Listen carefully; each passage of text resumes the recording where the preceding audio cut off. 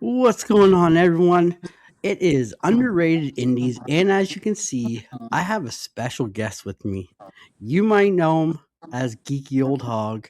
If you haven't checked out his channel, his link will be in the description. I suggest you go check him out, give him a sub, give him a thumbs up, and leave a comment. Great dude in the community. We just met. I followed his channel from following Comic Patrol, another great channel that you guys should be checking out. But yeah, super fun. He's always been commenting on the underrated indies. I said, listen, we got to have you on, and we got 3 great books that we're going to cover. So before we get to, why don't you tell everybody a little bit about yourself? Bonjour, Dan. Thank you for having me on. Thank you for having me on your channel, darling. You're very welcome. I'm honoured. I'm always honoured. I love it when people invite me onto their channels. I feel special. But I don't want to ramble on about who I am and why I do it. But no, I love my comics all my life. There's too much of a life history there with comics to kind of introduce myself in that way. But what I will say is at the moment, I am loving the indies from Image. So forget the big 2. From Image, I was going to say downwards. I suppose in sales, but I don't mean that in quality or artistic, merit. I just mean from Image. Let's say Image onwards, because Image are massive now. But when we had problems in the UK, when Diamond were having their Diamond Distribution were having their troubles, I realised how much I need the indies. I need them. I can't rely on capes and cod pieces, which I still love. I love those, but without my indies, I'm adrift. I can't. So this kind of stuff is where it's at. They're not always hits. Sometimes you pick it up and you go, "Oh, yeah, they've experimented with this one," or it just comes at you and you think, "I don't get it." But nevertheless, that's where I'll always give them a try. I will. Not every single one I can, but the ones that are of interest. Yeah. And I don't even know. Would you consider Image indie now? I think Image would be like number 3 now. I think it's 1, 2, 3. No, I agree, Dan. I 100% agree. They're not indie, but in my head, I know. I can't get out of calling them indie. And a bit like Dark Horse. Yeah. Even on my review shows, like I kind of go, right, here's Marvel, here's DC, here's Image, and now here's the indies. And Dark Horse will be in there, but really they shouldn't be in there, to be fair. Yeah. And they're coming back strong. They did have they've had a bad few years, I think. And just in my pure personal opinion, I don't know what they've done behind the scenes to change their attitude and their outlook, but they're coming back strong. Yeah, they got a lot of great writers and artists coming up there. So yeah, coming back strong. But yeah, let's get started. We're covering for indie number 1, Ripcord number 2. The more people tell Dylan to turn back, the more convinced she becomes that she is on the right path to finding her sister.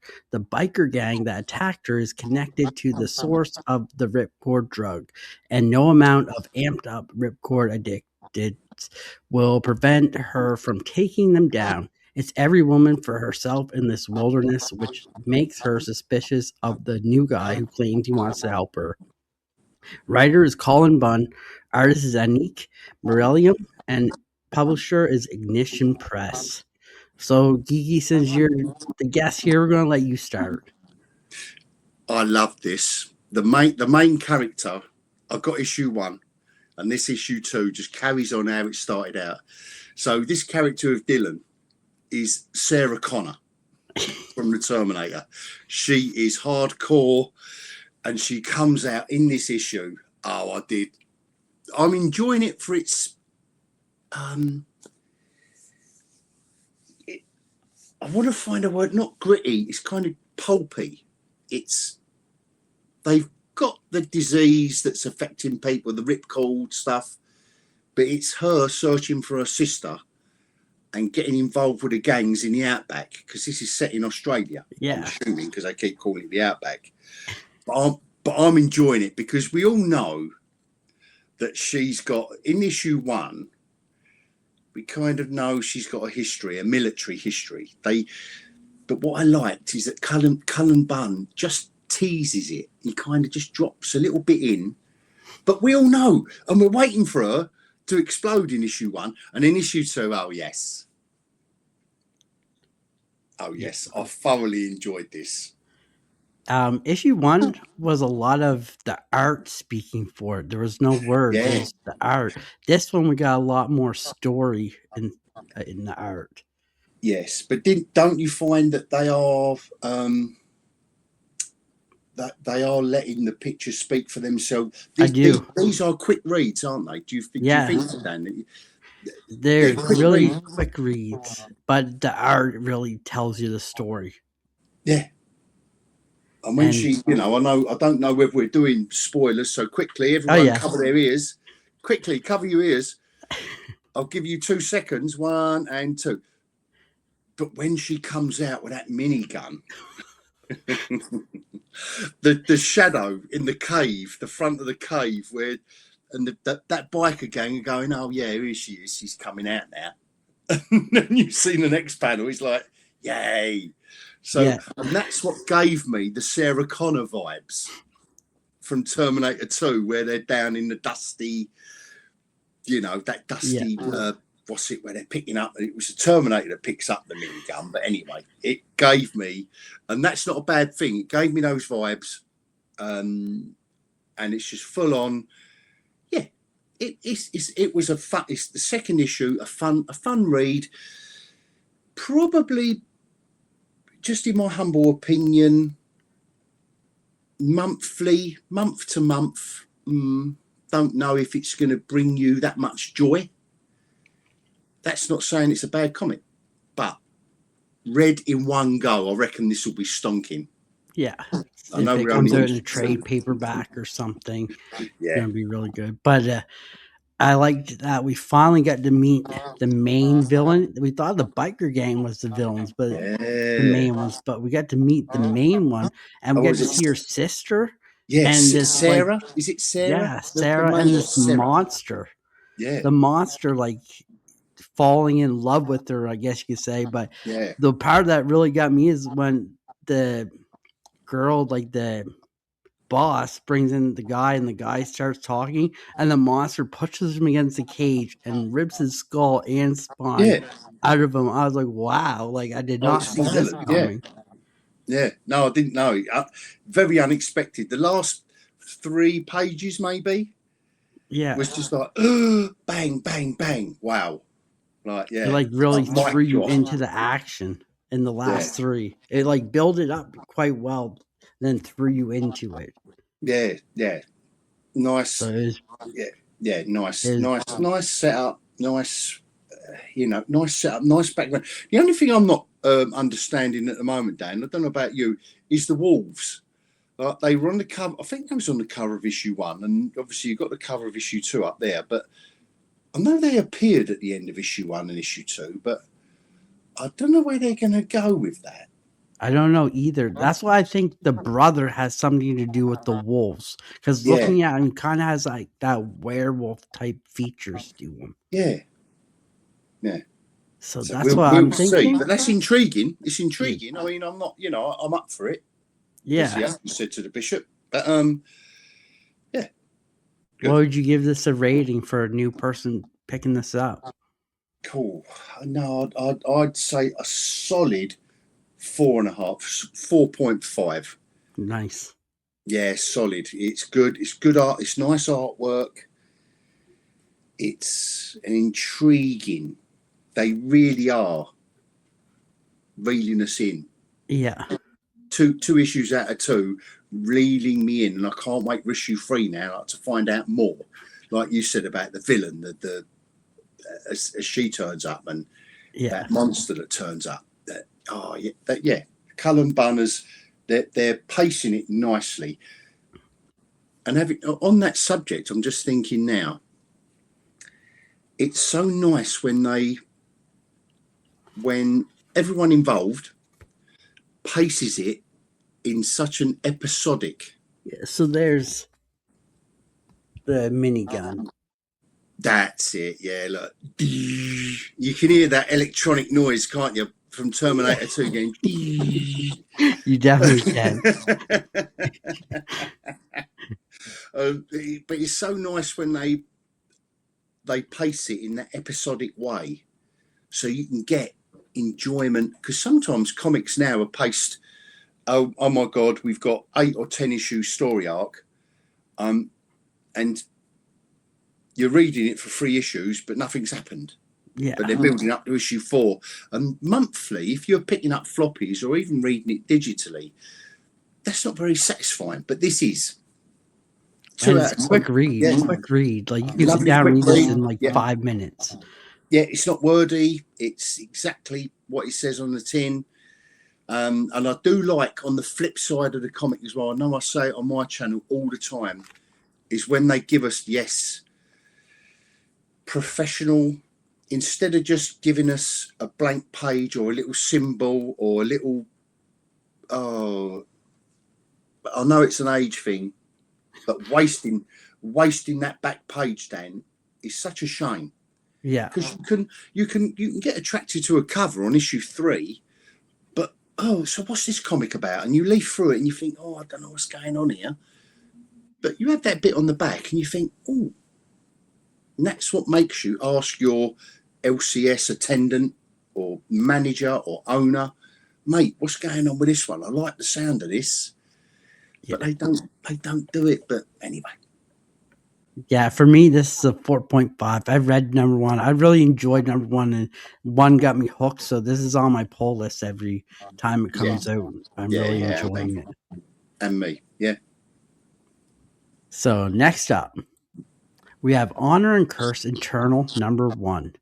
An immortal ninja cursed with a vengeful war spirit is forced out of hiding to protect the last descendants of his sworn family, even if it means unleashing the monster within 600 years ago. Ninja warrior Genshin Sakura vanished from history, cursed with immortality and haunted by a war-hungry spirit known as the Tengu.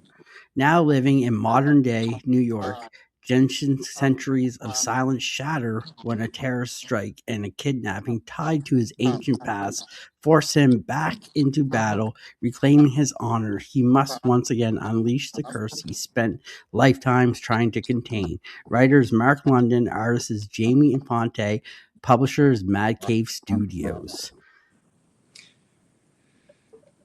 I've got to say, a beautiful cover straight away, Dan. Mm-hmm.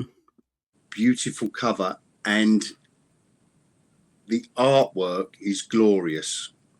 Jamie Infanto's artwork is beautiful in this, and I think they're channeling. I don't know if you remember or have read Frank Miller's Ronin from back in the day, and that was ancient samurai in the modern world. But I like the whole mix of it. There was nothing a bit like with Ripcord. It's not like they're trying to reinvent the wheel, but they're bringing. This was an intriguing start, an intriguing first issue. Definitely, without a doubt, introducing the characters. Yeah, enjoyed it. And they didn't spend a whole lot of time introducing characters. Like 1 or 2 pages, you got to know each character, which I like, instead of like having half the book trying to learn every character. When you only need the 1 or 2 pages to know a little bit about this character. Yeah. Oh, when they start going into what they had for breakfast and oh, Yeah, but they it's didn't. like They didn't go there. They just went bum bum bum bum bum bum bum. Here we go. And they kind of leave you to fill in the blanks a little bit. I mean, yeah, I don't know. I don't know if you know what Mark London's done. I mean, before this, and the artist, but if they have done I anything do not. before, I'd have a little look. I'd have a little look. Not that I do a lot of research into people I haven't heard of before, but yeah, this was a good, intriguing. For like I just And couldn't it's help thinking about Ronin, and that's not yeah, it was again. funny because he's a lawyer, which out of Yeah, random. that is very random. Like I was not expecting him to be a lawyer. No, no. Well, he might turn around to be that evil. But I like too that we didn't really get to see the curse on him, like the ghost, until almost the No, middle of the book, which is kind of cool because we didn't yeah, know till the middle of the book that he caged this in his own mind. yeah, yeah. No, they did it. They did it well. Or Mark, like I say, they. Well, yeah, writer and artist. Everyone involved did it well. A nice, intriguing. Again, no one's trying to reinvent the wheel, but this was definitely a first issue that you wanna learn more. There's more going on than what they're revealing in this first issue. There's a reason he's a lawyer. There's a reason they're doing this, and the whole. I mean, to be fair, I can't give it higher praise than thinking that this was a lot like Ronin from back in the day. I can't. Okay. Yeah, I can't give it higher praise than that. To be fair, mate, And I liked this it. is a number one that I like because it hooks you right from issue number one. It Yeah. doesn't make you think, oh, okay, I'm not going to pick this one up. This one makes you want to go pick up the second one. Oh, without a doubt. Yeah, agreed. Yeah, And the art is amazing. The action scenes in this book is just amazing as well, too. Like yeah, how they drew the action and everything. yeah. Beautiful. Yeah, And like the buildup of him unleashing the ghost with all these like terrorist attacks, they said, where they first lit someone on fire, they robbed, they kidnapped two people. So it all is like playing into his older village, which is cool. yeah. Oh, without a doubt. I mean, I've got on a little note I've written down here because I haven't got the physical copy and I've read it on digital. I've got a kinetic art, beautiful in digital. Yeah. So in physical format, that would be just as beautiful. It's not going to not transfer onto the printed page. But yeah, good. This one, I think it's going to be one of those books that, like Dork, I think it's just going to skyrocket, just going to take off. And I wasn't a big fan of Dork, but I'm a really big fan of this one. Yeah, yeah. No, I am good, and it makes me. And I think I might have said it when you put this on your. I don't know if it was you or someone else that put it. I said I've got to track this down. Yeah. I must try and track this down because it's my cup of tea, definitely. Yeah. I would give this one probably the highest rating of 5 out of 5 stars. It was really good and one I recommend people should pick up. Yeah, no, I tell you what, I'm gonna still do a 4.5 on it. I'm still gonna reserve that 0.5, but that doesn't mean that there was anything wrong with this comic. But I'm just gonna do that because I can. Yeah, that's But what I yeah, like. highly recommended. I mean, you can't get much more than you can't say much more than that. Yeah, Um, I'm not trying to be unfair unnecessarily, but yeah, no, it's your let's do rating. It's 4.5. It's good. what you like. It's good. Yeah, I wouldn't stop anyone buying this. Wouldn't put No. my whoa, stop. Don't waste your time or money. Next up, we have Spirit of the Shadows number 2. Outrageously Otherworld creators Nick Cagnetti, Pink Lemonade, and Daniel Ziegler Iloda continue the superhero horror sensation of 2026 with a brand new chapter that raises the stakes and raises the dead. Eric LaRoche has been plucked from the spirit world and thrust back into the land of the living. Haunted by memories of his death and the strange forces that lead to his ultimately ending, Eric now finds himself at mercy of the vengeful witch Helena, but with a dark thread ties their fates together. Writers Daniel Ziegler, artist is Nick Ganetti, and Oni Press is the publisher. Dan, I like Only Press, and I'm glad you left this one to last, because this one just didn't work for me. I don't know if it's because I dropped in on issue 2, maybe.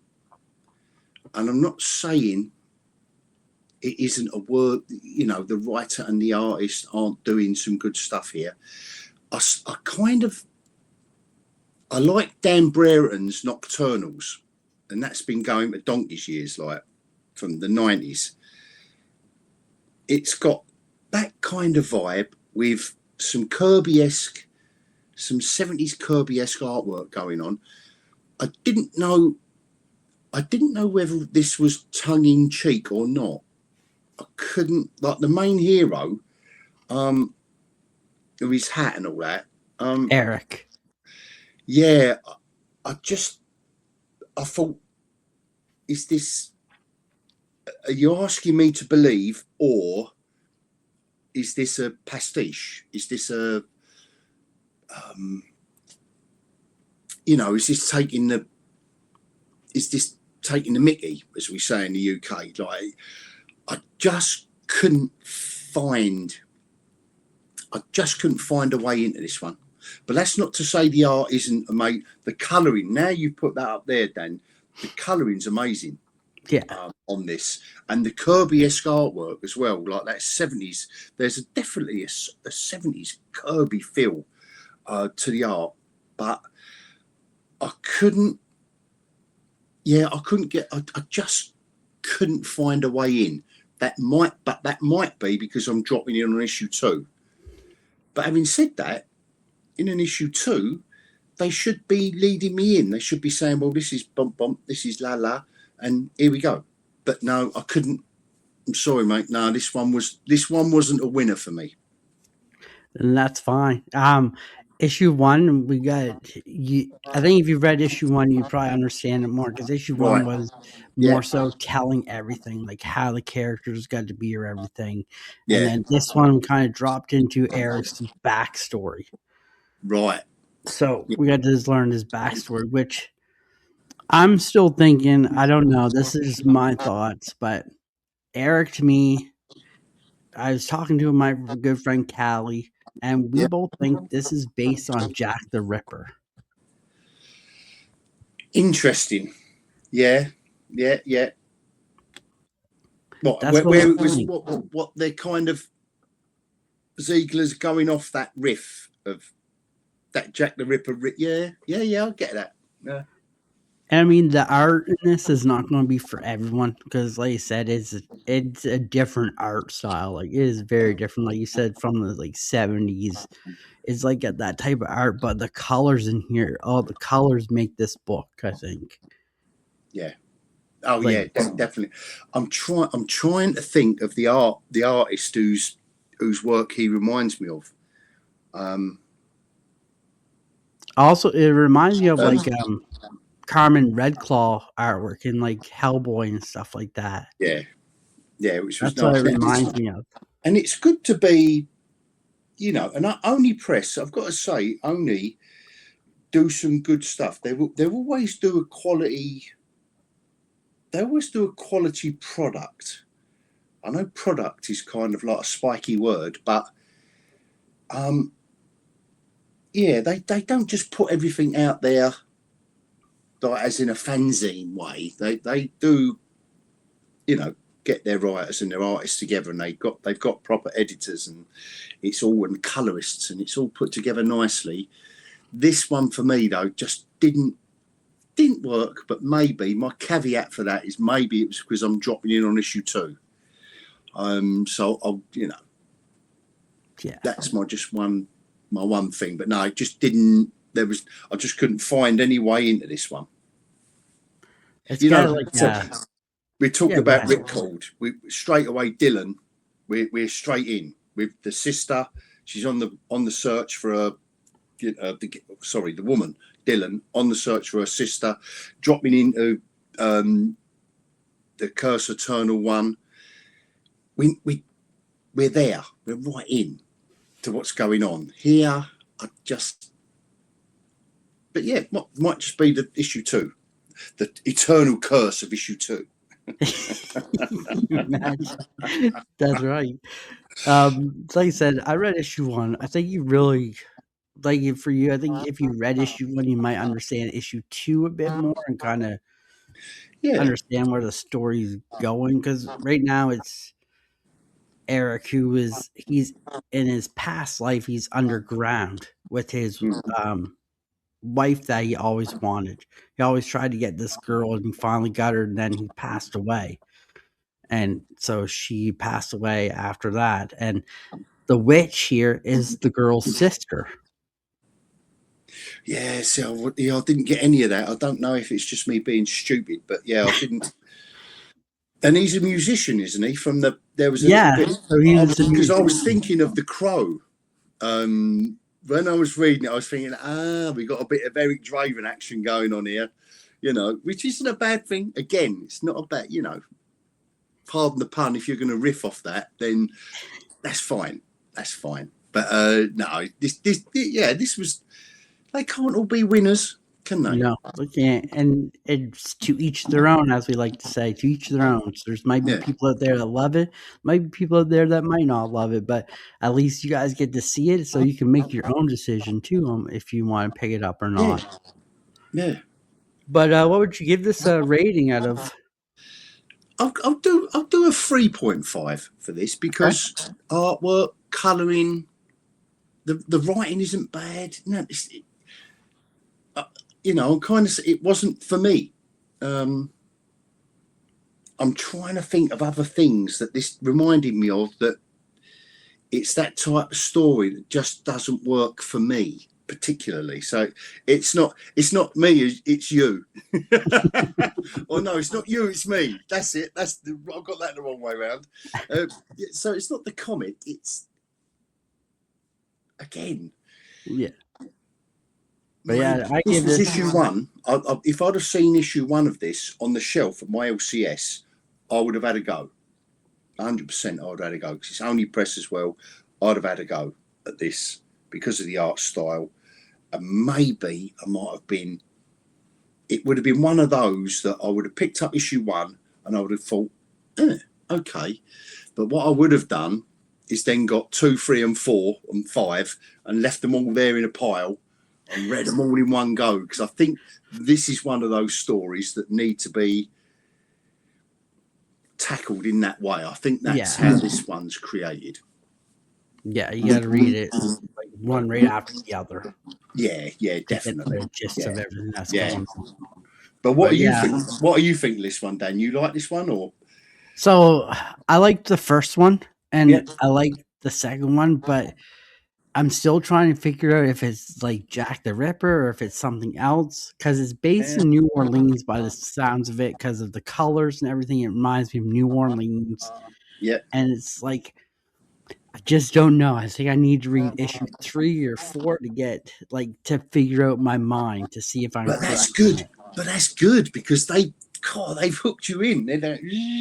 You're like, I've got to get issue 3, la la la. So that's a good thing. So no, it's good. But I give this one a 4. I really did like the first one, and the second one kind of played off the first one a bit. But now we get to see Eric coming back to life from the grave, which is going to be fun to see how that all plans out in issue 3.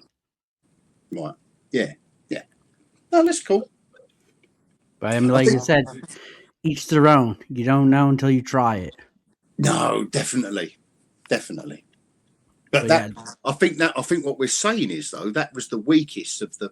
yeah, definitely the And weakest that one. doesn't mean it's a really bad comic. It just means, well, stiff competition this week, maybe. Yeah, there's a lot of good indies this week that came out, and I Oh, picked there's a, 3 that I there's wanted a, to pick to highlight that I thought should have been highlighted. there's a ton. There's a ton of indies every week, and I love it. Yeah, definitely. And even just the ones I can get hold of, it's good. Yeah, but that's the slides for today. I want to thank Geeky for joining us. As always, it's Thank always great you. to have a co-host to do this with, and hopefully get to read some new books that you didn't see on the shelves or that you haven't heard about. Excellent. And I hope I didn't bore your. I hope I Never, didn't bore your regulars to tears. never. We had Otani Mike on, so if anyone was bored, they would have been bored with him. Wow, you must be really good friends to Yeah, say. he's a great friend. No, Definitely check Mike out. Mike is great. I follow his channel as well. So, and I And we're think I've linked trying to get you and Mike. someone I've we linked. both know. Go on from DC Patrol or Comic Patrol as he's known now. Changed his name. So yeah, I've linked to you two guys from him. So no, I love it. And I'm working on hopefully getting the Comic Patrol on here in the summer. So nice. That'll be fun. Oh, what when he stopped traveling the world? I know, right? Yeah, if you ever he's like take a minute. Yeah, that's it, mate. Like he's like Phileas Fogg around the world in 80 days. But before we get out of here, why don't you tell them where they can find you at, Hog? Yeah, just on YouTube, Geeky Old Hog, and on Threads. And by the way, if none of you guys that are watching this now and girls are on Threads, it is really nice comic book positive community. Don't worry about being on social media because that is one of the very, very rare places I am, apart from YouTube, is on social media, on Threads. But my feed is just beautiful comic stuff, just guys and girls just loving their comics. And so, yeah, just try Geeky Old Hog all over the shop. Awesome. And I do recommend his channel, so go check it out. I usually leave a comment on there every time. So yeah, thank you, Danny. I know you're a sexy subscriber. Oh, that's the other thing. If you don't think you're sexy, subscribe to my channel and you'll realize how sexy you can be. Definitely will. You'll never heard sexy as much as you hear on his channel. But until then, guys, thank you, and keep checking out those underrated indies and keep checking these videos out on Monday because you never know. There might be hidden treasures that you missed. So till then, this is Dan, this is Hog. Go check him out, and we'll see you in the next one.